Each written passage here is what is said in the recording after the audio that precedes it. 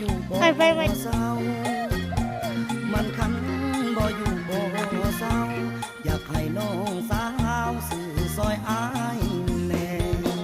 อายเป็นผู้บ่าวทางแดนยังบ่มีแฟนผู้สาวบ่เลี้ยวแล